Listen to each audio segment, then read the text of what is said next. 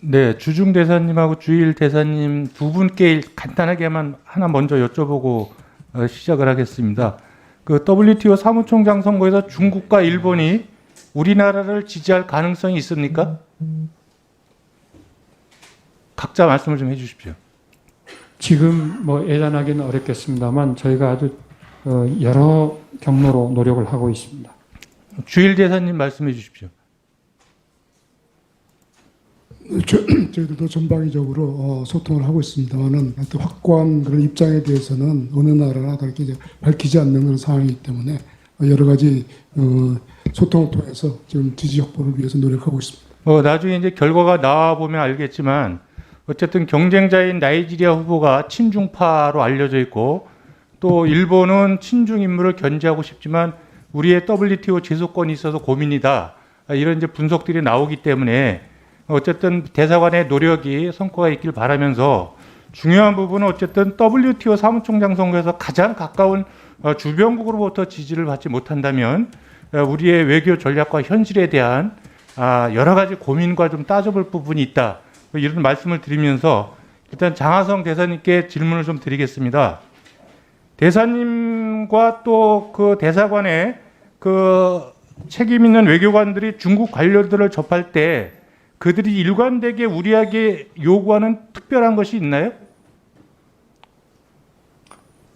장하성 대사, 네. 특별히 뭐 요구 사항이 있다라는 생각은 아닙니다.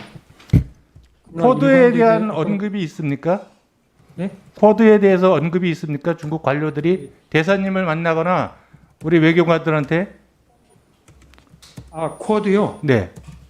예, 쿼드에 대한 언급은 아직까지 없었습니다.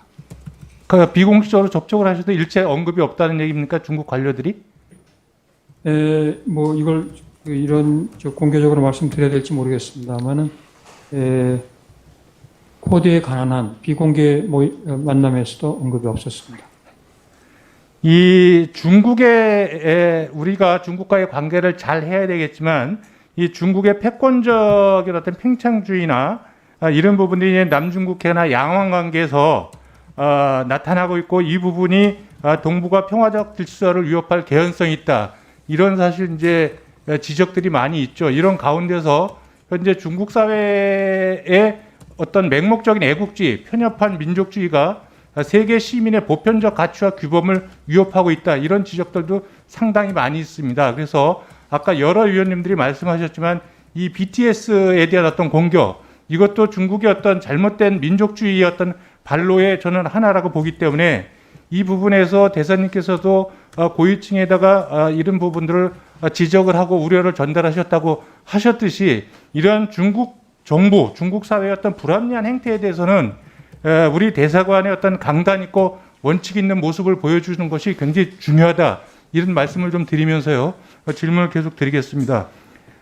대사님, 이게 조금 우문일지는 모르겠는데 현 정부의 대중국 산불 정책에 대해서 대사님의 개인적인 견해는 어떻습니까?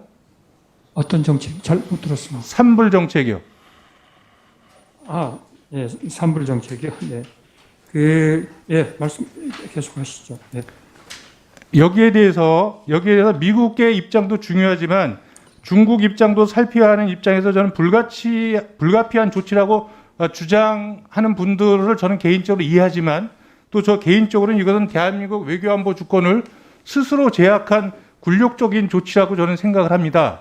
그래서 주는 게 있으면 얻는 게 있어야 이것이 동반자 관계고 실리 외교인데 우리는 중국한테 산불 정책을 주면서 롯데마트 철수라는 치명적인 경제 손실을 받았습니다. 그럼에도 불구하고 현재까지도 한국 영화 상영이나 또 게임 판호 발급 문제, 또 대중문화 공연 부분, 뭐 이런 부분에서 중국의 한한령은 여전히 풀리지 않고 있습니다. 중국이 이런 한한령을 풀지 않고 있는 이유가 뭐라고 보시나요, 대사님께서는?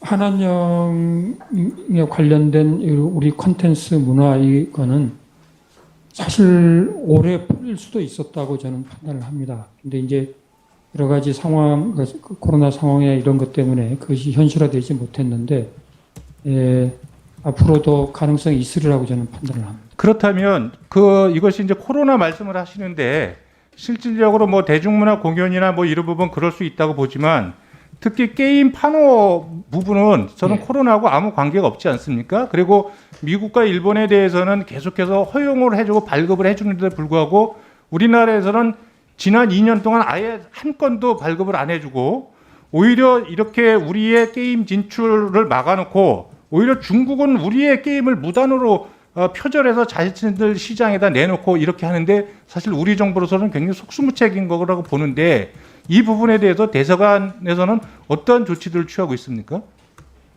그 게임 판호 문제는 잘 지적을 해주셨습니다. 그렇지 않아도 이 문제 그것과 이제 영화 상영 허용하지 않는 이 두 가지가 저는 굉장히 좀 걸려서 게임 판호 관련된 그 부처의 고위층에게 직접 문제 제기를 한 바 있습니다. 그리고 이거는 부당하다라는 지적을 했고 그 이후에 여러 그 채널을 통해서 협의를 해서 이 게임 판호도 제가 판단한 분위기로는 풀릴 수 있는 가능성이 있다 이렇게 보는데 현재로서는 단언하기는 어렵습니다만 위원님 지적하신 그 문제는 정말 그 국내 산업을 위해서도 중요하기 때문에 계속해서 제기를 해 나가고 있습니다.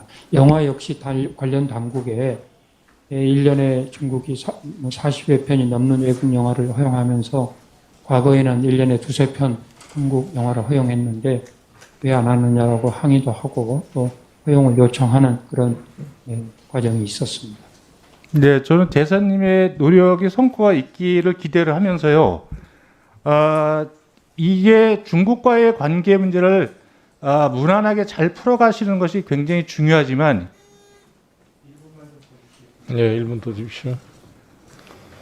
경우에 따라서 중국의 어떤 불합리한 어떤 조치나 행태에 대해서는 우리가 주권 국가로서도 우리도 중국을 압박할 수 있는 어떤 지렛대를 저는 갖고 있어야 된다고 생각을 합니다. 그것이 현실적으로 만들어지기는 굉장히 쉬운 문제는 아니겠지만 그래야 저는 그것이 진정한 주권 국가라고 생각이 드는데 그런 측면에서 대사님께서는 우리의 대중외교 레버리지는 어디에 있다고 보시는지 한번 말씀해 주시겠습니까? 이런 문제가 생길 때마다 저희가 공개적으로 이제 뭐 알리면서 우리가 어떻게 했다라고 말씀을 드리기 어려운 게 지금의 중국 체제에서의 외교 현황인 걸 이해를 해 주셨으면 합니다. 그래서 오늘 물어보신 거에 제가 답을 드렸습니다. 그 레버리지는 중국 경제가 한국 경제와 너무 많이 밀접하게 연관이 되어 있고 예를 들어서 시안에 있는 삼성 반도체만 해도 최근 중국의 고위층이 장관급 고위층이 계속해서 방문하고 그 이외에도 중소기업들이 중국 시장의 소비 시장에서 상당한 이제 진입을 하고 있기 때문에 그리고 또 중국의 고위층들도 그러니까 저희들에게는 이 자기들의 경제 발전 계획에 한국이 함께 참여하길 원한다. 우리는 개방을 원한다. 이렇게 하기 때문에 그런 경제 관계가 현재로서는 가장 큰 게 레버리지고 또 다른 하나로는 부담이면서 레버리지만 한 번 더 비핵화 평화 프로세스도 중국도 매우 바라고 있기 때문에 그런 데서 협력 관계를 이룰 수 있으리라 생각을 합니다.